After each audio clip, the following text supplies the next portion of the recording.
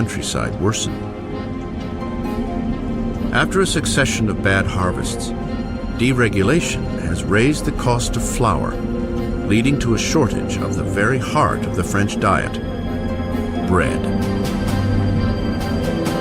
But the hardships naturally stop at the gates of Versailles.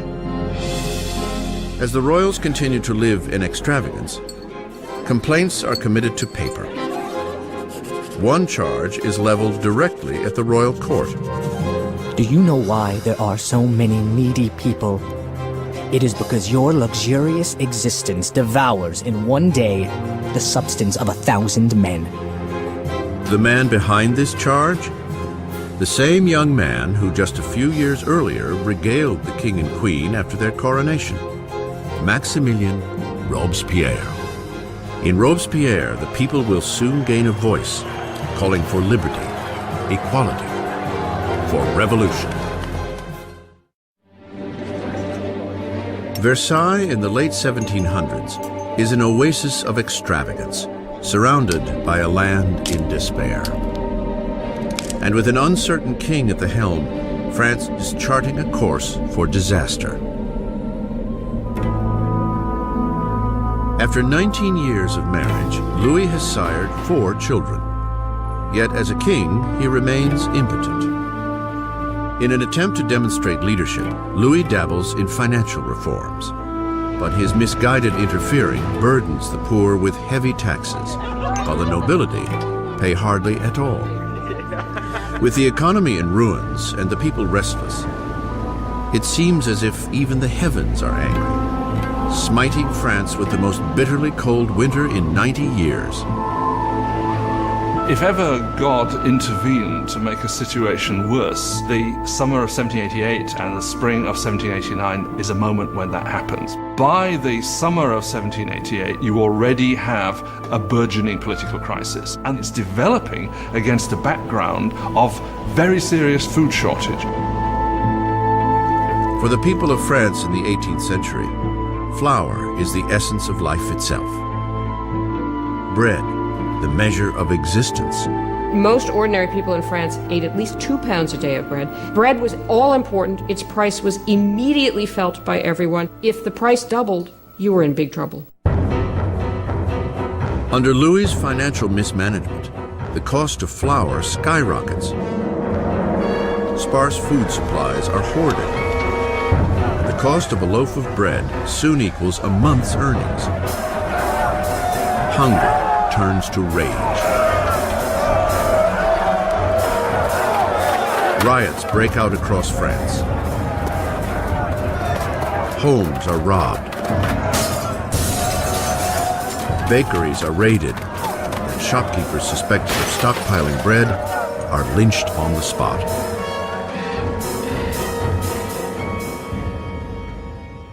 With the economy in shambles, the banks force Louis to hire a finance minister, Jacques Necker. An enlightened thinker, Necker is popular with the people in a way that Louis can only envy. Jacques Necker was undoubtedly the most popular minister throughout the spring of '89 because he's taken the line publicly in his writings that the government's duty is to make sure that there is enough bread and grain for everybody. The nation in fiscal crisis, Necker urges Louis to call a meeting of the traditional representative body of the kingdom, the Estates General. It is the first time the representatives have been called together in 175 years. France was politically organized in something called the estates. The first estate was the clergy, the second estate was the nobility, and the third estate was everyone else. And by contemporary reckoning, the first 2 estates occupied 3% of the population, and the third estate 97% of the population. A lot of people felt it was very unfair for this third estate, which was most of the population, to only have 1/3 of the deputies. They felt it was very unfair that this should be a 3-chamber parliament, where 2 chambers, the nobility and the clergy, could always outvote the commoners. May 4th, 1789. A skilled young lawyer and politician arrives at Versailles.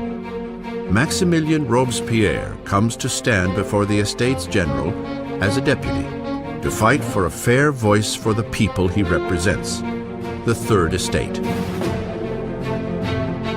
An orphan from the provinces, Robespierre had risen to academic prominence on a prestigious scholarship, becoming an eloquent speaker, prim in appearance, with never a hair nor a phrase out of place. Back home in the small town of Arras, the Enlightenment ideas he had absorbed in the salons of Paris found a powerful voice as he became a hometown lawyer for the downtrodden. By the time he went back and started to practice as a lawyer, he was reading very widely in the Enlightenment. And Robespierre was someone who, when he was practicing law in Arras, tried to actually bring the ideas of the Enlightenment into the cases he was fighting. At the Estates General, Robespierre and his colleagues are demanding that the nobility and clergy pay taxes, but Louis feels increasingly threatened by the growing radicalism of the Third Estate. Then, on June 20th, after a 6-week deadlock, the deputies arrive to find that they are being silenced. On June 20th, when the deputies come to their meeting and find the doors locked, they suspect a plot. They move next door to what we call a tennis court, which was really a handball court, and gather together and swear they will not stop meeting until they have a new constitution. The deputies declare themselves a new National Assembly, the true representatives of the people of France. The tennis court oath is one of these great symbolic moments in the history of the French Revolution. You had these people assembled in this great open space of the tennis court, raising their arms in this sort of quasi-Roman salute. And for the National Assembly, this was a moment when they realized something of their power and their dignity and saw that they really could defy France's king. In one revolutionary stand of defiance, the National Assembly is born. It will be a communion of voices from around the country, a parliamentary body enacting the people's will. But wresting power from the king would not be so easy as signing a simple proclamation. All of these early victories that take place at Versailles are largely paper victories, and they have no teeth to back them up. And the fear that that takes over the deputies at Versailles as we approach mid-July, is that the king is gathering his forces to disperse them, to overthrow them. By early July, 30,000 of the king's troops are taking positions around Paris. To defend themselves, the people form a new National Guard. Rioters raid Paris's armories and make away with over 28,000 muskets.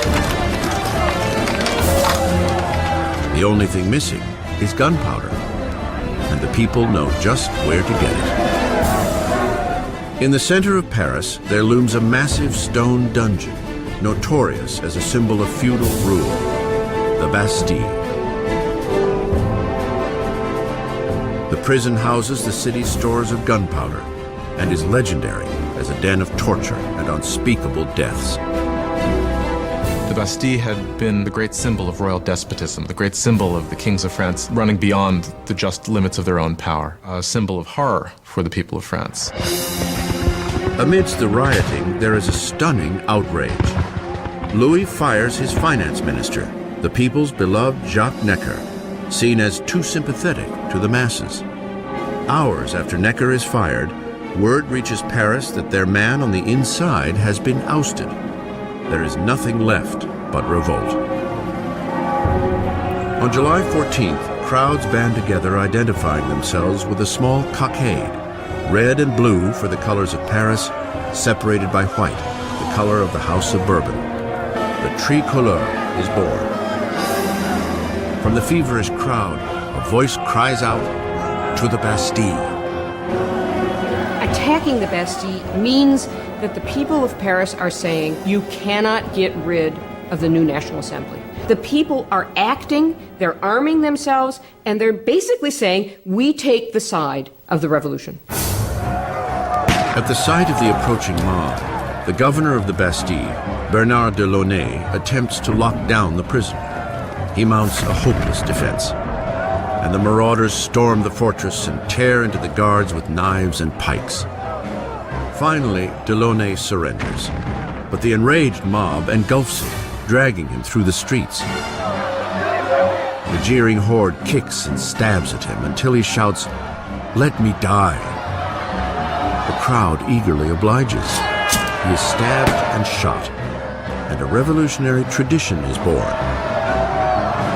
His severed head is paraded on a pike. The deputies in the National Assembly do not immediately condemn this act of violence. In fact, they accept it. And it was this acceptance of popular violence that, in some people's view, created a pattern that was to have catastrophic consequences for the unfolding of the revolution. With the smoke still clearing over the Bastille, Louis XVI returns from a hunting trip. In his diary under the date July 14th, 1789, he writes, "Nothing," a reference to his unsuccessful hunt. An aide interrupts and breaks the news of the riots and the fall of the Bastille. Louis XVI asks, "Is it a revolt?" "No, sire," he replies. "It is a revolution."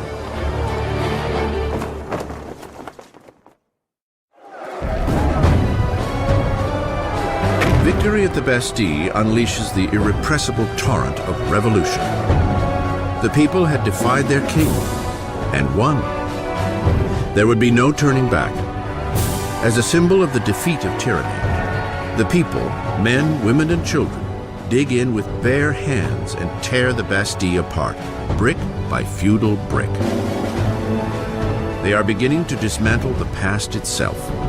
The French went about the process of tearing down the Bastille as quickly as they could. In the absence of powerful explosives, this was done very painstakingly, but with a tremendous amount of vigor. And the bricks were given away, sold as emblems of the demolition of despotism.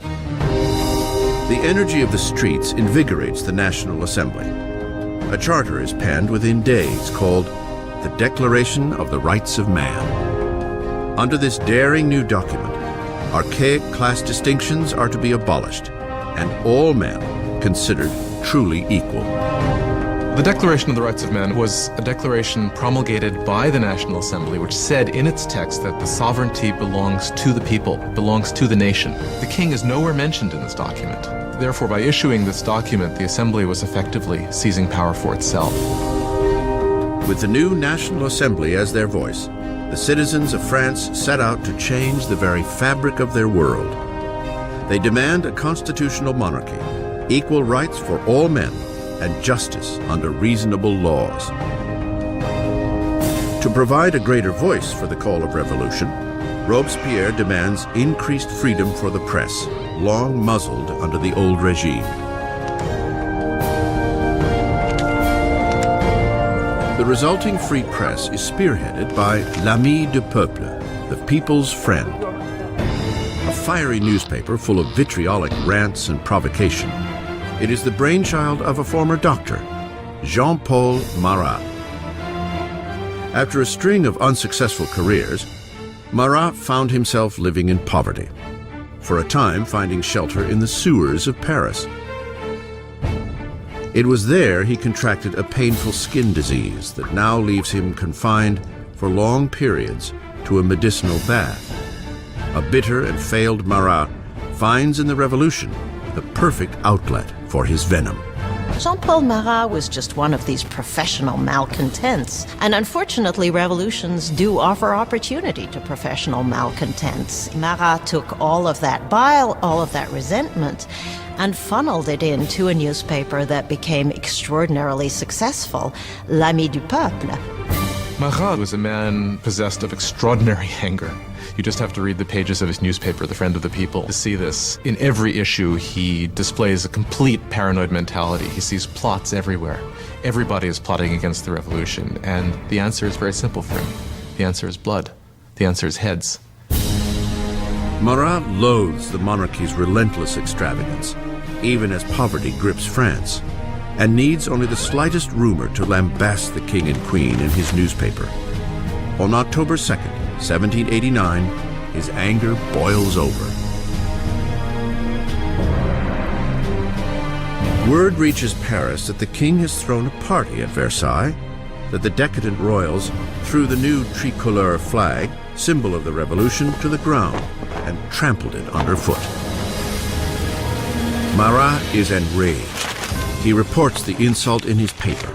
Just as a new threat breaks, the king has again ordered troops to move into positions around Paris. With the coup at the Bastille still smoldering in the minds of the people, Marat frantically urges them to take action. People of Paris, it's time to open your eyes. Shake yourselves out of your torpor. Wake up. Once more, wake up. October 5th, dawn breaks to the furious ringing of bells. Women gather near City Hall to protest the shortage of bread. And now fear of the approaching royal troops mixes with anger as news of the king's offensive party circulates through the crowd. Soon, thousands are marching to Versailles, pikes and guns in hand. The women are taking their complaints to the king. The core of the crowd was made up of the famous poissardes, the fearsome fish ladies of the central markets, who were known for their brawny build and their fearlessness. They were equipped with large knives for scaling fish. They were hugely muscular because they carted boxes. You didn't want to tangle with these ladies. These are women of the poor quarters. These are poor women which are affected by the increased price of bread, by the scarcity of products, who suddenly begin to realize that they must act. It is quite extraordinary how these ordinary women, probably most of them couldn't even write their name, suddenly act as the protagonists of the historical process. Inside the palace, word of the approaching crowd of angry women reaches the queen's chambers. Legend has it that it is at this moment that Marie Antoinette utters the most famous line she never said.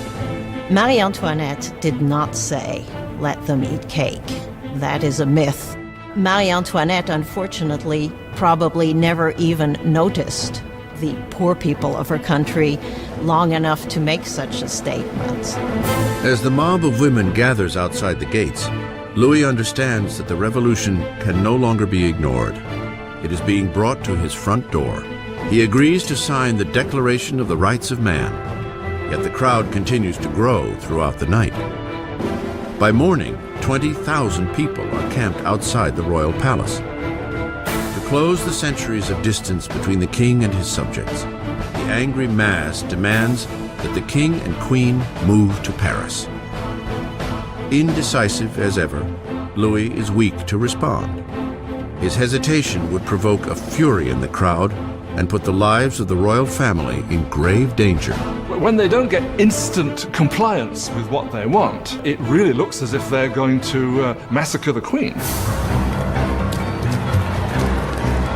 A wave of women break into the royal palace screaming for the blood of the queen.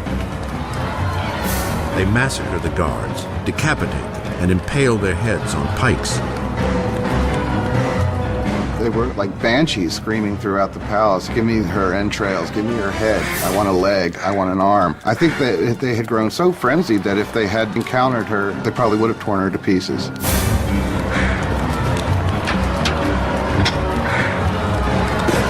Terrified for her life, Marie escapes to Louis's apartments only moments before the women break into her chambers and tear her bed to shreds. The king and queen are now at the mercy of the mob, and what the mob wants is a little attention from their king. The only way the women can be pacified is for the royal family to agree to go to Paris, because once they're there in Paris, then they can ultimately be made to do what the people of Paris want. They march 60,000 strong, leaving Versailles with carts and wagons overflowing with flour from the king's storehouses, flanking the royal carriage all the way to Paris.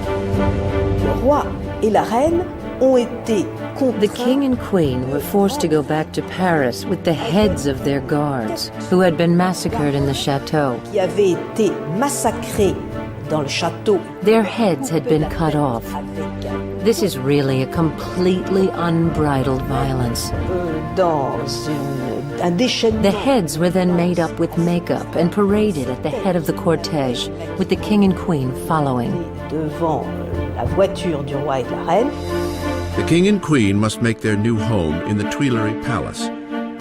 They will never see Versailles again. Once the royal family moves to Paris, they are the prisoners of Paris. They know it. Everybody else knows it. There are great limits to what they can do or even dream of doing. They are the prisoners of the capital city, there's no doubt. Versailles is abandoned, and the Assembly moves to Paris. Power is now with the people.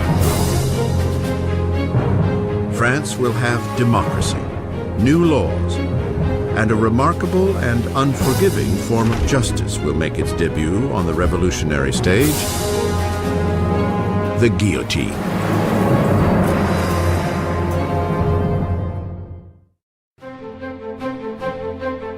May 1791. Nearly 2 years have passed since the royal family and the National Assembly have moved to Paris. Robespierre appears frequently at the Assembly and at the Jacobin Club, a debating society named for the former Jacobin monastery where they gather. Now, words are the very core of the revolution, and Robespierre speaks with an unfailing moral compass. His true north is always the people. He soon earns the nickname, the Incorruptible. France is now a constitutional monarchy, the king forced to share power with the revolutionaries in the Assembly. But it seems Louis's share is growing smaller by the day, as he is forced to sign law after law diminishing his own authority, and that of the other great feudal regime, the Catholic Church. Louis decides the time has come to escape the confines of the new republic and mount a campaign to reclaim his kingdom. Louis had decided by 1791 that he needed to regain control of his country, and he knew he could only do that with the help of a foreign army. So the idea was to make a break from the Tuileries Palace and to head for the nearest border. June 21st, 1791. The king and queen disguise themselves as servants, and by cover of darkness, slip out from under the watchful eye of Paris. They make an ill-planned run for freedom. It is long past midnight when the royal family arrives in the small town of Varennes, some 100 miles east of Paris. They are close to the border of Austria, safety just a few miles away. But their dash to freedom will go no further.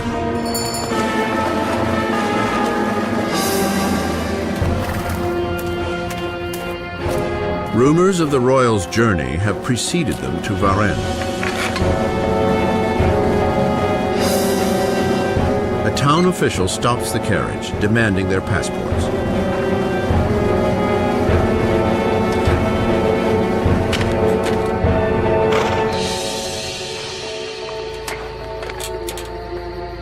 The official's suspicions are confirmed.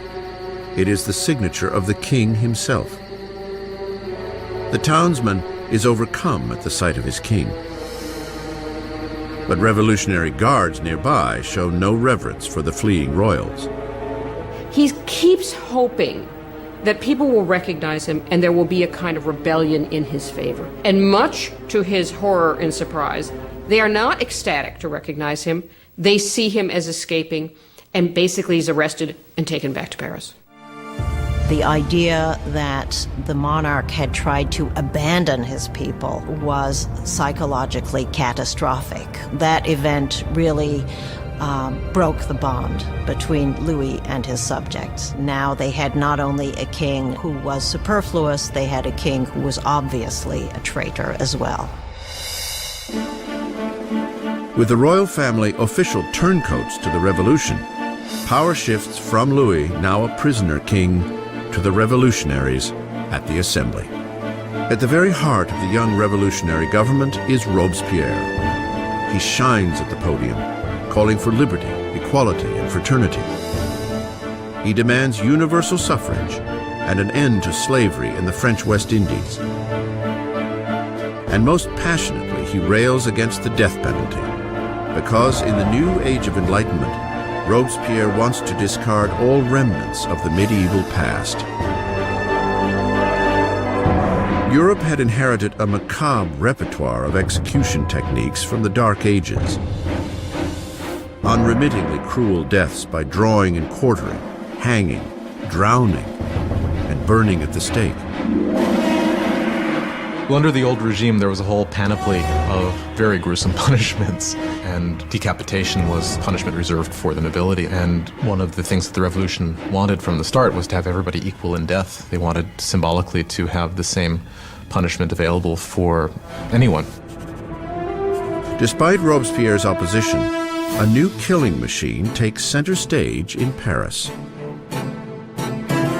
Physician-inventor Joseph Ignace Guillotin devises a ruthless beheading machine, turning old-fashioned decapitation into a humanitarian experience. Dr. Guillotin describes his new device to the assembly. The mechanism falls like thunder. The head flies off, blood spurts. The man is no more. Always a supporter of bloodshed, the journalist Marat prints an enthusiastic rant in his paper, announcing the device's new name, guillotine. It will soon earn a nickname, the National Razor.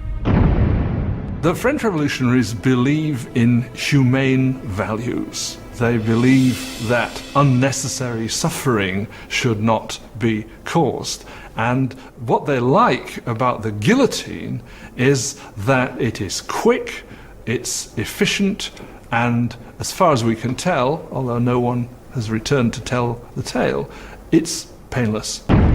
The guillotine will silence the revolution's internal enemies, anyone suspected of plotting to return Louis to the throne. But it's the enemies surrounding France that most preoccupy the assembly. There is a fear that members of the extended royal family who fled to Austria will launch an armed counter-revolution. The assembly calls for a preemptive attack, a declaration of war on Austria. But Robespierre argues against it. Robespierre is one of the lonely voices who is opposing war because he thinks the enemy will win. Robespierre is afraid that the country isn't ready, hasn't got an army that would be able to defeat the enemy. The enemy might therefore come in and destroy the revolution. Robespierre loses the debate. In April 1792, the Assembly declares war on Austria against a country ruled by Marie Antoinette's own family. A nationalist fervor grows. If Austria defeats the revolutionary army, Louis will undoubtedly reclaim his throne. And Marie is suspected of aiding the enemy by corresponding with her relatives in Austria and giving away French troop movements with the stroke of her pen. All the while, the king and queen feign adherence to the revolution. Louis and Marie Antoinette are playing a double game. They are seeming to go along with the revolution many times at the same time as they are conspiring against it. They are trying to survive. If you want to be generous, they're survivors. But if you want to be, look at it from the revolutionary point of view, is they're liars. With the French army already suffering huge losses on the border, word reaches Paris that Austria's ally, Prussia, has joined the invasion. The enemy troops are mobilized under the command of the Duke of Brunswick, a Prussian general. Tension pervades the streets of Paris. And then, the newspapers print a letter from the Duke of Brunswick, a manifesto threatening the destruction of Paris if any harm comes to their royal majesties, the King and Queen. The misguided threat wildly backfires. August 10th, 1792. 27,000 armed citizens, fueled by indignant rage, head to the Tuileries Palace and fall upon the king's guards in a savage attack. By the end of the day, over 800 from both sides are dead. The king flees to safety in the assembly, but the monarchy is no more. Louis is officially stripped of his title. The French Republic is born. The blade of the guillotine is christened with the blood of Louis's remaining guards.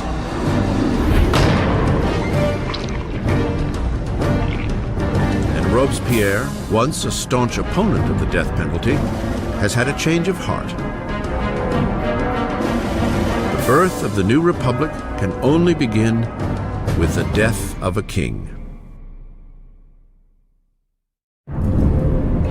Dr. Guillotin's chilling new device hangs over Paris like a warning. The penalty for defying revolutionary law and order. Freshly christened with the blood of the king's guards, it will soon put an end to the king himself. By August 1792, with the king deposed and the royal family secluded in the Temple prison, Robespierre and his Jacobins are locked in a battle with the moderates of the Assembly, the Girondins, for control of the national government. And on the streets of Paris, a new political movement takes hold. As a symbol of their rejection of aristocratic tradition, ordinary citizens refuse to wear the knee breeches or culotte of the aristocrats. They call themselves the sans-culottes, those without knee pants. The sans-culottes considered themselves the true people of France. They were not the poorest of the poor. They tended to be fairly well-off artisans, shopkeepers, people like that. But they were people who at least claimed to work with their hands. Not wearing the breeches, not wearing the culotte for the sans-culotte was simply symbolism of being not an aristocrat, being an ordinary man of the people. The sans-culottes seize control of Paris's city government, while the Jacobins and Girondins steer the rest of the country from the National Assembly, now called the Convention. The Convention struggles with the command of the beleaguered French army, which is swiftly losing ground to Austria and Prussia. While fighting back incursions at the border, the revolutionary government cracks down on enemies within, royalist traitors who might deliver Paris into the hands of the invaders. More than 1,000 people are arrested and herded into prison. Priests, journalists, ordinary men and women. Robespierre concentrates on the internal crisis. But his friend, the Minister of Justice, Georges Danton, motivates men young and old to join the war on the frontier. He is gregarious and loud, everything that Robespierre is not. Soon, Danton's name is heard throughout Paris. Danton is a bigger-than-life character, a man full of life, full of bombast, tremendous drinker and debaucherer, who, though he's from the educated classes himself, is a guy who, unlike Robespierre, can physically identify with the working people in a way that Robespierre simply cannot. As the enemy closes in, Danton's fiery rhetoric mobilizes the people, inspiring many to take to the battlefront. At one of the moments of greatest peril for the revolution, the Austrian and Prussian armies are invading. He gets up in front of the people of Paris and shouts, "De l'audace, encore de l'audace, toujours de l'audace, et la patrie est sauvée." Boldness, more boldness, forever boldness, and the fatherland is saved. He's really one of the people who manages to rally the country against the invader. It's an extraordinary moment. With so many able-bodied men leaving for the front, Paris is left defenseless, its jails bursting with political prisoners. An unsettling fear floods the city. The growing mass of prisoners may be impossible to contain. Marat puts out a bloodthirsty call for revolutionary citizens to descend upon the prisons and slaughter all inside. The foreign armies were advancing on Paris. Had they linked up in Paris with these bitter enemies of the revolutions in the prisons, of course, then the results would have been fairly horrific from the standpoint of the people. In the first week of September, disastrous news arrives from the front. Prussia has taken Verdun, a town on the road to Paris. The enemy is now just miles away. The fear gripping Paris explodes. The sans-culottes break into the prisons and unleash a furious assault on the city's inmates. They will leave no traitor alive. And the sans-culottes went to the prisons, particularly the prisons where refractory priests were being held, where nobles were being held, where political prisoners were being held, and they started carrying out their own impromptu trials that were very short and that very often simply ended with slaughter. Women are raped and brutalized, priests disemboweled, aristocrats hacked to pieces. In a primeval slaughter, more than 1,600 are left dead in a matter of days. When word of the September massacres spreads throughout Europe, enemies of the revolution are sickened.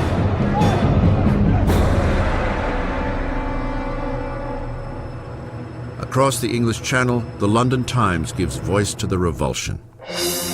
Are these the rights of man? Is this the liberty of human nature? The most savage, four-footed tyrants that range unexplored Africa rise superior to these two-legged Parisian animals. The revolution has taken an inalterable turn. Even Robespierre understands that things have gone too far, that the people cannot manage the revolution on their own. They need guidance, an iron hand.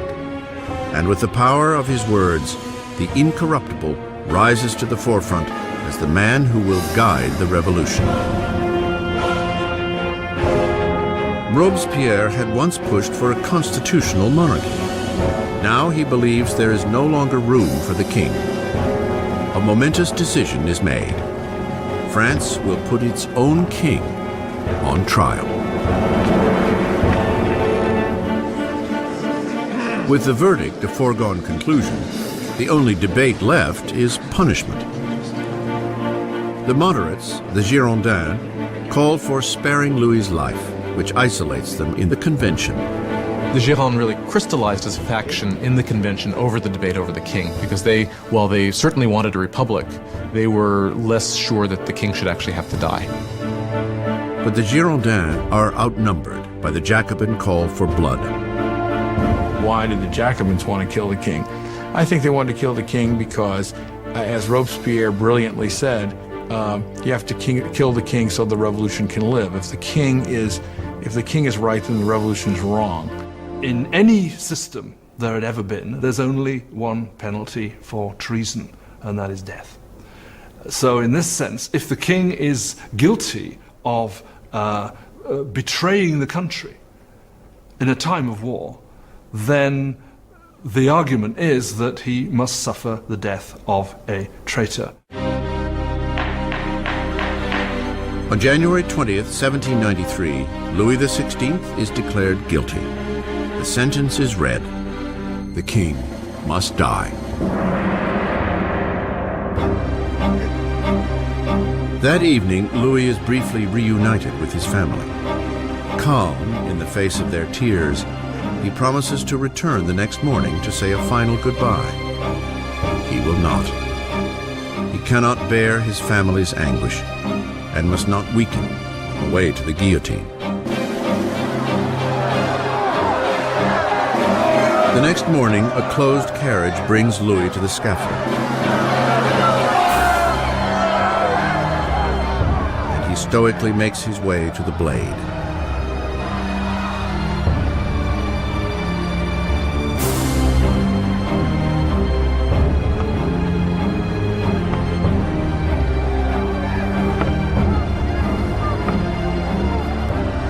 He attempts to give a speech. I trust that my death will be for the happiness of my people, but I grieve for France, and I fear that she may suffer the anger of the Lord. But the guards drown him out with a drum roll.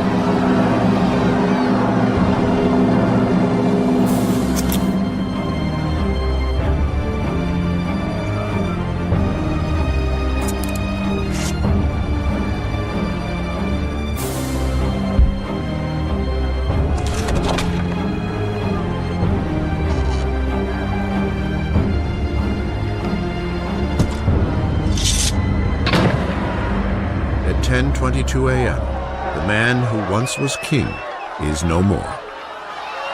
In the temple prison, Marie hears the cannons fire, heralding the death of her husband. She collapses in despair.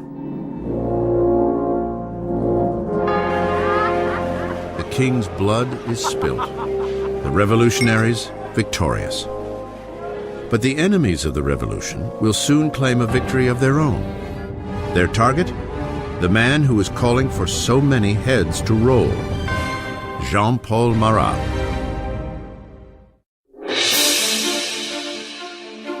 The execution of Louis XVI marks ultimate victory for the revolutionaries. A pivotal moment when a young nation, the French Republic, is literally born in blood. By the end of 1792, the radical Jacobins, believing the young revolution is in danger of being sabotaged by traitors, are steering the revolution with more and more violent means. But the Girondins, representing the people of the French countryside, want to slow the ascending violence for fear it will lead to civil war. Their most vocal opponent, Jean-Paul Marat, strikes back at the Girondins with furious tirades in his newspaper, naming those he believes are plotting against the revolution. Marat, who once called for the execution of 200, now demands 200,000 heads fall. When you look at Marat's journalism, it's got one basic principle, which is be more extreme than anybody else and call for people to be killed. If you look at Marat's journalism all the time, he's saying, if only we chopped off a few heads, then things will be all right. And when things aren't all right, if only chop off a few more heads, things will be all right. Suddenly, people in Paris begin to massacre people. And Marat is the first to claim credit for that. But the radical movement hasn't taken hold everywhere. People outside of Paris are furious at the spiraling brutality of the Jacobins and call for an end to the bloodletting. And the message reaches the lovely Charlotte Corday, an unassuming yet determined young woman from the provinces. Charlotte Corday is an average person in the city of Caen. She's appalled by the killing that's going on there, and she perhaps rightly considers Marat one of the chief authors of that. He's been instrumental on the radical side of the revolution. His Ami de Peuple is still calling for heads. July 13th, 1793. Charlotte Corday arrives in Paris. She knows that the friend of the people has an open-door policy at his home, where he can be found at nearly any hour soaking in his medicinal bath. Corday comes on the pretense that she carries a list of traitors, those collaborating with foreign armies to put an end to the revolution. Marat asks for the list, promising Corday that the traitors will be guillotined the next day. Having given him that, she then produces a poignard, a little stiletto, and stabs him in the chest.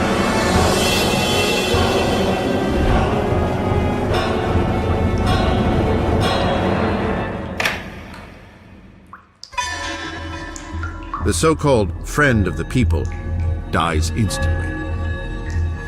The angry voice of his newspaper silenced.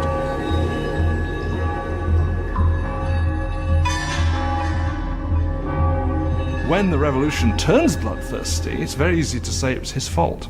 And that, of course, is what those who hated him or feared him did say, and that's one of the reasons why Charlotte Corday actually murders him in 1793, because she regards him as responsible for many of the bloody atrocities that have actually occurred. Corday makes no attempt to escape.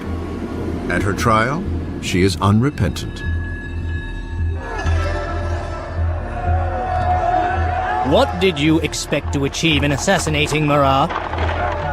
Peace. Now that he's dead, peace will return to my country. Charlotte Corday is swiftly executed, and her dream of peace dies along with her. She has killed Marat the man, but she has created Marat the legend, his death most famously depicted by the revolutionary painter Jacques-Louis David. he became a martyr. He became a kind of almost religious figure. You had people offering up prayers that went, "Heart of Jesus, Heart of Marat." You had these scenes at his funeral where the bathtub in which he was murdered was sort of put up on the altar, almost as if it was a kind of crucifix. If you look at David's painting of Marat's death, Marat's body is draped in precisely the same way as the body of Christ is depicted in classic representations of the Pietà, the descent from the cross. So clearly there's an identification of Marat with Christ, with Marat representing the new kind of God of the radical republic. Robespierre is envious of the adoration lavished upon Marat, but ever the pragmatist, he turns his attention to pressing matters at hand. Because though Marat is dead, there are still others calling for blood, royal blood. The Conciergerie, death's dark antechamber. 8 months after the execution of her husband, and just days after the killing of Charlotte Corday, Marie Antoinette is jailed here, in a hideous cell, utterly alone. One of the worst things that happens to Marie after the execution of Louis is her children are ripped away from her. Her children were the most important thing to her, and she knew that her son was going to be subjected to terrible abuse to make him forget that he was ever royal by these revolutionaries. And it turns out she was right. It only took a couple years after her son died of terrible neglect and abuse. The once vain Marie Antoinette is 38 years old, but the revolution has aged her beyond her years. Marie Antoinette had been a very pretty woman, elegant, until the Revolution. From 1788-89, she got thinner, her hair went white. She abandoned all her coquetry and her pretty things. She became emaciated. When she arrived for her trial, she was unrecognizable. On October 15th, Marie is put on trial, accused of high treason and depleting the national treasury. The little evidence offered is salacious and vengeful rumor. A final charge is added to the list. She is accused of incest with her son. At this, Marie stands to defend herself. I appeal to the conscience and feelings of every mother present to declare if there be one amongst you who does not shudder at the idea of such horrors. And at that moment there was a change in the mood, because all the women felt they were implicated, and they realized they had gone too far with these accusations. In a moment of public sympathy, Marie hopes she will be deported to Austria. But her hopes are dashed when the sentence is handed down. She is to meet the same fate as her husband. Marie Antoinette was, in a sense, doomed from the start. She was the symbol of this Austrian alliance that had proved disastrous for France. She was, along with her husband, a laughingstock because of the apparent sexual failure of their marriage. And she was a symbol of court culture at a time when people were coming to see the court culture itself as something completely corrupt and terrible for the country. So for all of these reasons, she was hated like no queen of France had ever been hated before. She was loathed, she was reviled. From her cell, Marie writes a final letter, bidding farewell to her children and family, promising to be brave. Her long gray hair is cut in preparation for the blade.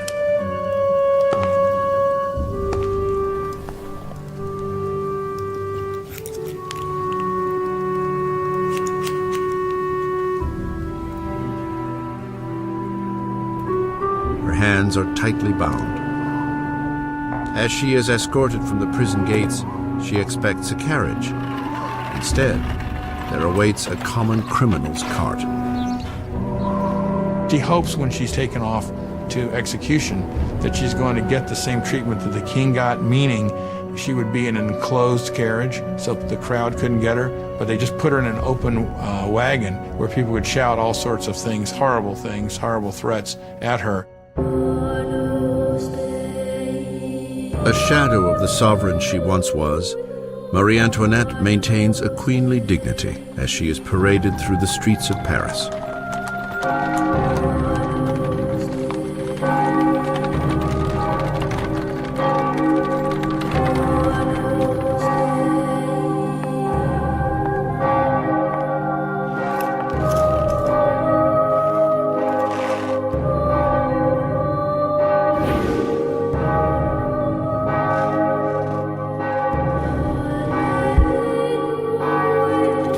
Her name and the charges against her are read out.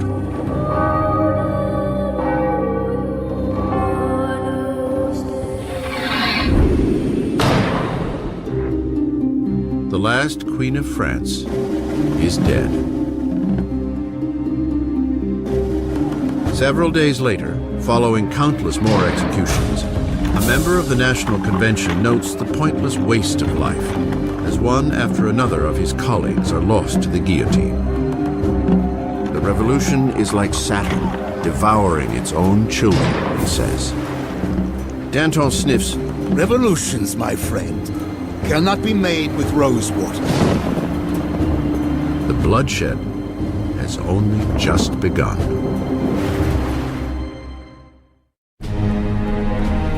September 1793.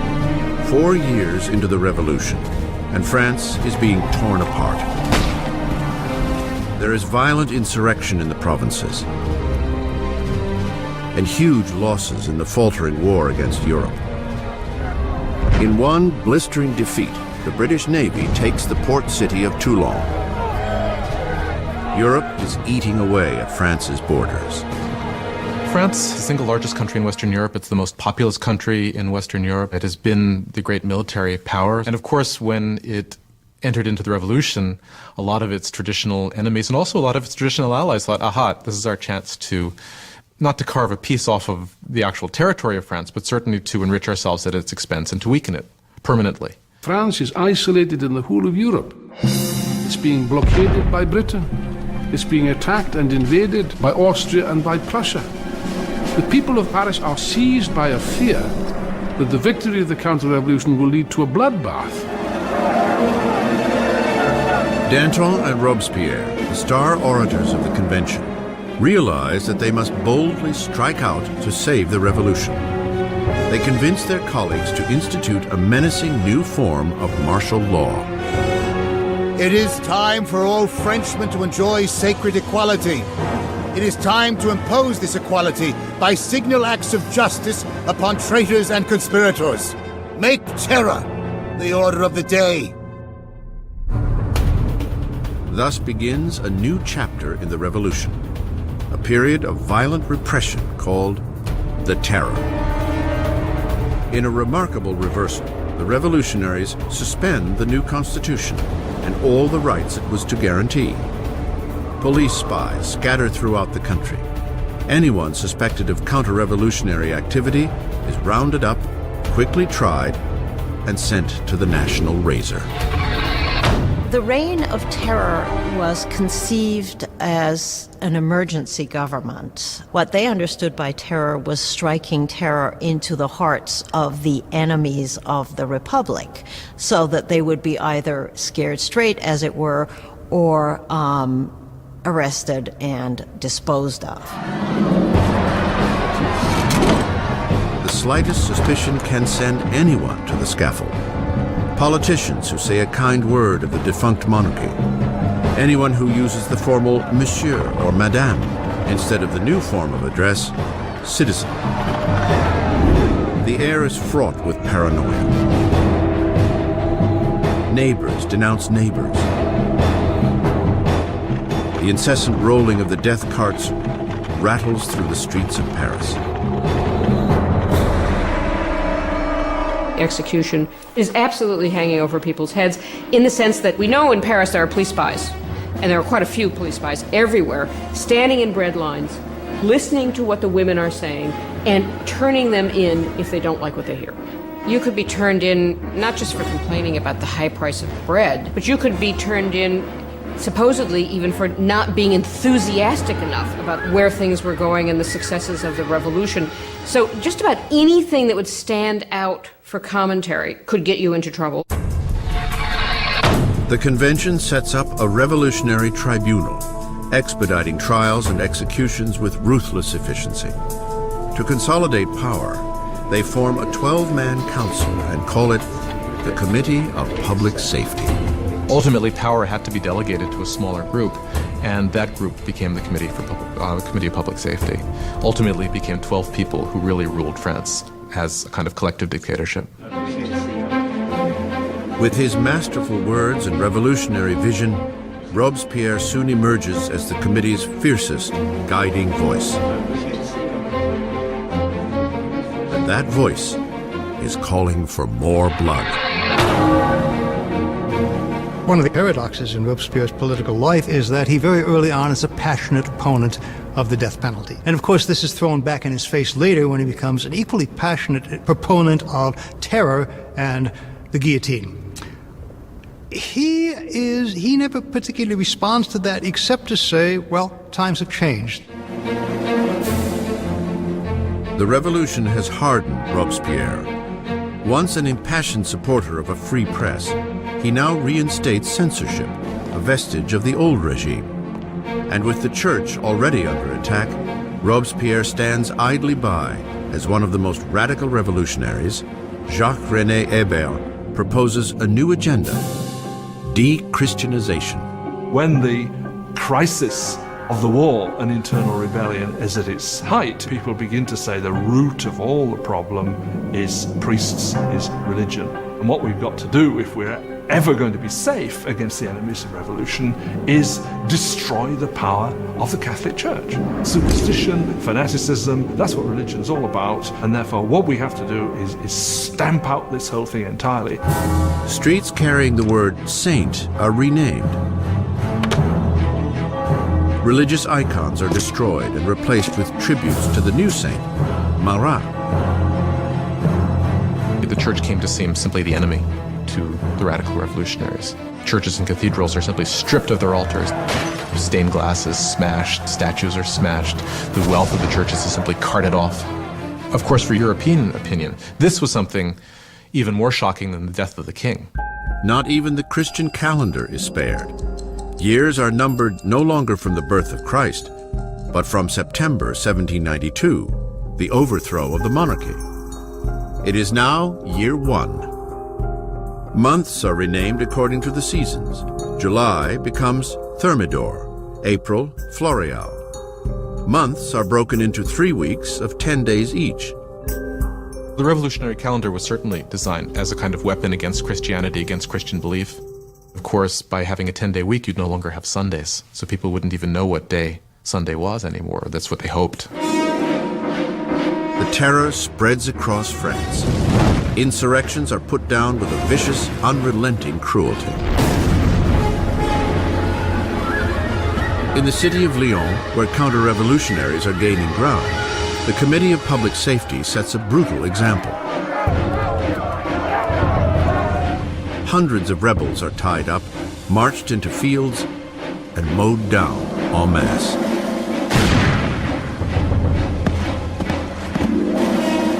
A region called the Vendée, in the west of France, has also become a counter-revolutionary stronghold. Rebels and priests are tied together and packed onto boats that are then mercilessly sunk. Up to 100,000 people are killed in the Vendée alone. In Paris, the blade falls at an ever more frantic pace.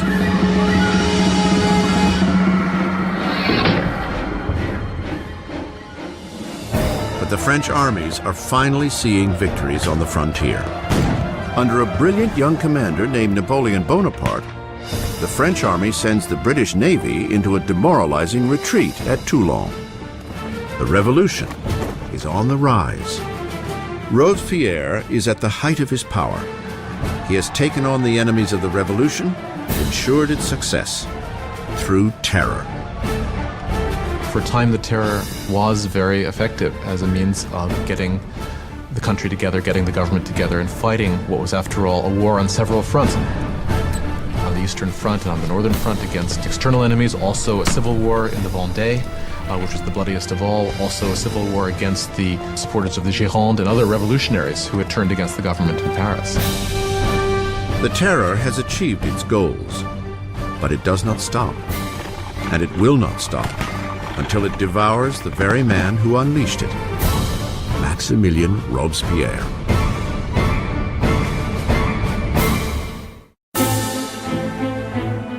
With the blood of the Terror, Maximilien Robespierre has rescued the revolution. An invigorated army is repelling attacks at the border, and internal dissent has been all but quashed.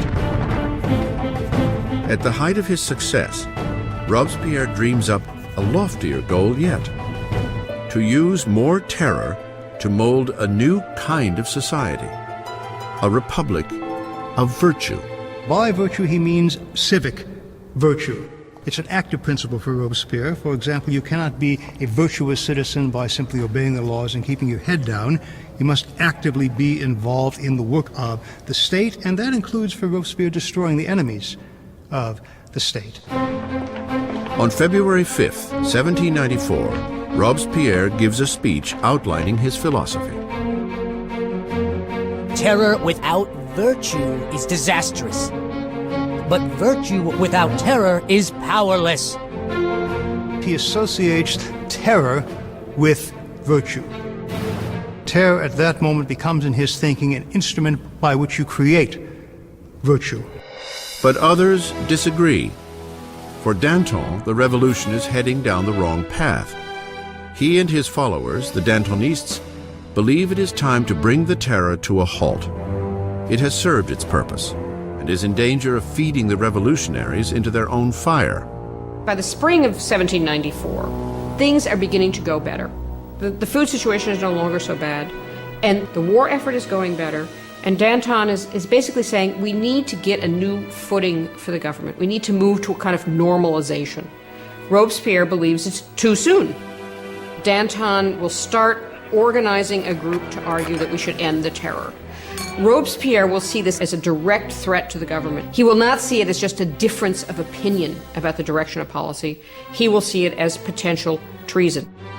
And in Robespierre's Republic of Virtue, there is only one response to treason. The Dantonists are rounded up and quickly sentenced to death. Robespierre has sent thousands to the scaffold, but is uneasy with the blood of execution. He will not attend the beheadings of his former friends and allies. As he steps up to the blade, Danton shouts, "My only regret is that I'm going before that rat, Robespierre."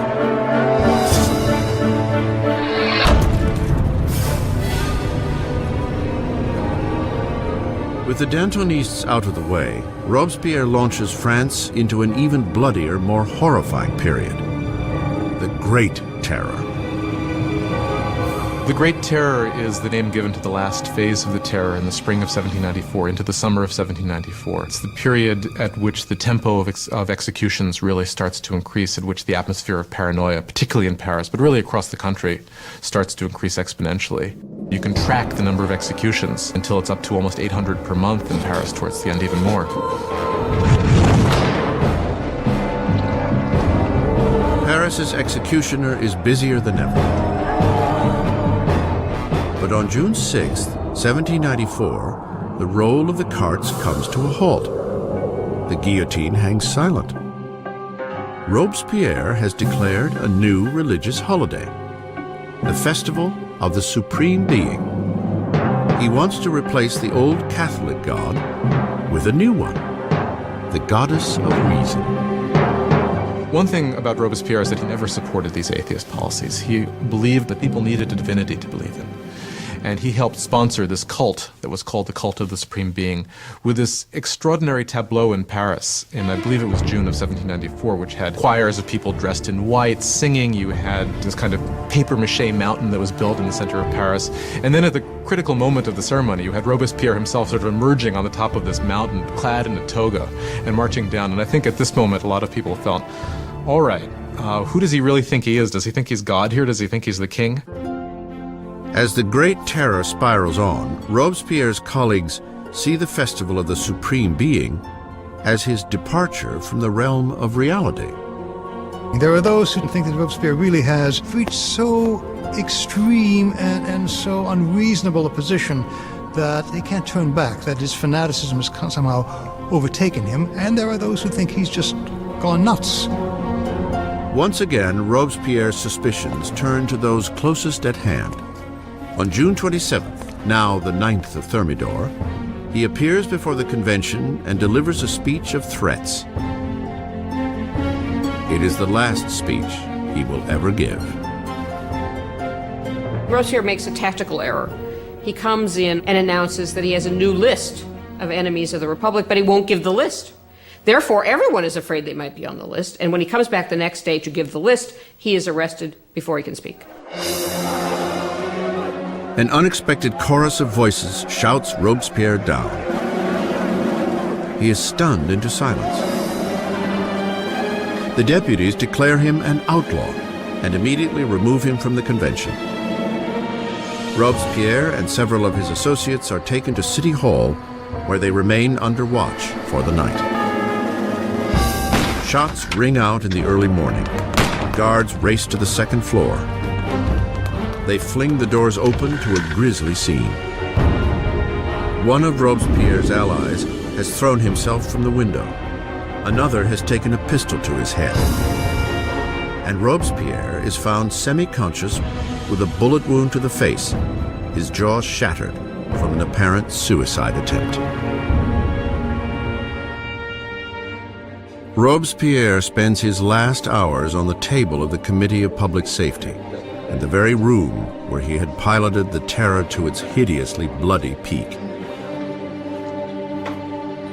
As he is ridiculed and insulted by his former colleagues, Robespierre is unable to respond. The Grand Master of Oratory has been silenced. In the Conciergerie, where the last Queen of France had preceded him, Robespierre is prepared for the national razor. His cellmate, the revolutionary Saint-Just, points to a painting of the rights of man and declares, "At least we did that." Robespierre had spearheaded a revolution and changed the face of France. He had reordered society and engineered a bloody and tyrannical system to ensure its success. But he was destined to be one of its final victims. It turns out that there is a great deal of enthusiasm for ending the terror. Nobody can figure out how to do it. And what turns out to be the case is that the only thing that will end the terror, and apparently the only thing they can all agree upon, is the fall of Robespierre. On July 27th, 1794, the guillotine comes down on the incorruptible. And the last blood of the terror is shed. The terror dies with Robespierre, but the revolution does not. The rights of man, democracy, the new republic, the accomplishments of the revolution would far outlive any of the revolutionaries themselves. France would enter a period of uncertainty, frozen between fear of another terror, or worse yet, a return to the oppressive monarchy that preceded it. 5 stagnant years would pass before power once again consolidated in the hands of a single man, Napoleon Bonaparte. Historians disagree over the end of the revolution. Some believe it died with the rise of Napoleon. Others maintain that the revolution lived on into the 19th century and beyond. The revolution was the first and enduring model of a people taking its destiny in its own hands. The idea that the subjects of the oldest, the most established, the most glorious monarchy in Europe could decide to completely rewrite their history was something that had extraordinary resonance. The revolution tore apart the old feudal fabric of Europe and forever changed the course of Western civilization. The question raised by the French Revolution is how much violence is justified in achieving a better society. Do people have the right to overthrow what they see as an unjust system, to replace it with what they are convinced in their hearts is a more just system? How much violence is justified in doing that? We still face this question today. As Robespierre and his colleagues were driving their country into the future, many of them must have wondered what the final outcome would be. More than 200 years after the birth of the French Republic, the ghost of Robespierre hangs over revolutions from Russia to Vietnam, China to Latin America. The French experiments with democracy have inspired models all over the world. Wherever tyranny takes root, the cry for justice is eternal, for liberty, equality, fraternity, for revolution.